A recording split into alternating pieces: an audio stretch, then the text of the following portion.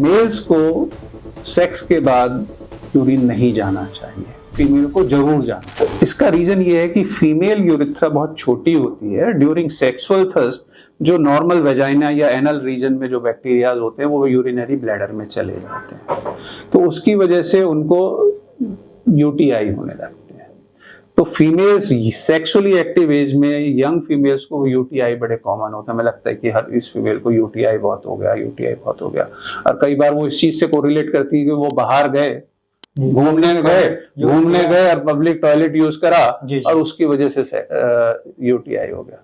बेचारा public toilet बदनाम होता है, एक्चुअली में उन्होंने सेक्स किया होता है, बाहर गए पार्टनर के साथ सेक्स किया, सफाई नहीं की और बाद में यूरिन नहीं गए और उसकी वजह से यूटीआई होता है। तो सेक्स टॉयलेट में जाने में आपके बाहर से अंदर क्या घुस जाने वाला है। यहाँ पे अब तो मोदी जी आने के बाद तो टॉयलेट पे हमारे यहाँ इतना अवेयरनेस हुआ है। उससे पहले तो 80% लोगों के पास टॉयलेट नहीं था, मिट्टी में ही पेशाब कर रहे होते थे। क्या इन्फेक्ट, तो अब तो हम टॉयलेट की बात करते हैं कि टॉयलेट से इन्फेक्शन है।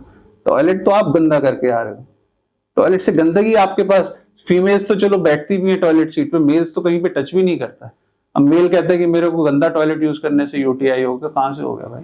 कैसे टॉयलेट का बैक्टीरिया आपके ऊपर चढ़ के कैसे गया? कौन से करंट से तार लगा के कैसे चढ़ा वो पेनिस पे? तो it is not a public toilet that is responsible, it is your bad sexual habits that is responsible. जैसे मैंने फीमेल्स में बताया कि सेक्सुअल थर्स्ट में बहुत सारे बैक्टीरिया अंदर ब्लैडर में चले जाते हैं, और यदि वो सेक्स के बाद यूरिन कर देते तो 90% तो बाहर ही, 99 तो बाहर ही निकल गए। बॉडी को इम्यूनिटी के लिए बहुत ज्यादा वर्कलोड नहीं बचा। लेकिन यदि आप सफाई नहीं कर रहे, टॉयलेट नहीं जा रहे, तो आपके वहां बैक्टीरिया लगे हुए, तो इन्फेक्शन नहीं करेंगे तो क्या करेंगे वो।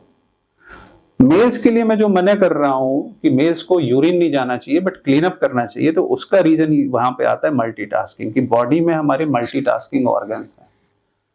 ऑर्गन मल्टीटास्किंग है लेकिन काम एक बार में एक ही करते हैं। जैसे मैंने बताया ना, 2 हाथ है, अलग अलग काम नहीं करते। ऐसे ये गला है, इस गले से हम पानी भी पीते हैं, खाना भी खाते हैं, बात भी करते हैं, सांस भी लेते हैं, बट साथ में नहीं करते। जिस समय मैं सांस ले रहा हूं और मैं पानी पी लूं तो एवरीबॉडी नोज कि क्या बुरा हो सकता है। एक बूंद पानी भी यदि लंग्स में जाता है तो मौत की संभावना हो सकती है। तो वही चीज पेशाब के रास्ते के बारे में है। उसी रास्ते से आप पेशाब भी करते हो, उसी रास्ते से सेक्स भी करते हो और उसी से वीर्य भी निकलता है, लेकिन तीनों काम साथ नहीं होते क्योंकि अंदर के रास्ते डिफरेंस है। जैसे यहाँ पे मैंने बताया कि सांस जो है वो लंग्स में जाती है, खाना जो है वो इसोफेगस में जाता है, तो अंदर रास्ता डिफरेंट है बट है वो बाहर से एक ही गला। तो सिमिलरली जब आप सेक्स करते हैं और वीर्य निकलता है, तो वीर्य जो निकलता है वो प्रोस्टेट ग्लैंड और सेमिनल वेसिकल से निकलता है, उसका रास्ता अलग है। पेशाब जो आ रहा है वो ऊपर से, उसका रास्ता अलग है।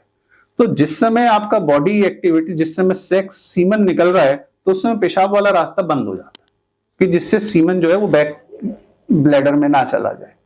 और जब वो पेशाब का रास्ता बंद है और आप पेशाब करने की कोशिश करोगे, एक तो बड़ी मुश्किल से होगा, और यदि होगा तो जब वो वीर्य की ग्रंथि खुली है तो पेशाब जो है वो वीर्य की ग्रंथि में बैक चला जाएगा। जैसे मैंने बताया, यहाँ पे सांस ले रहे हो और पानी पिया आपने, तो सांस की नली में पानी चला गया, गड़बड़ होगी।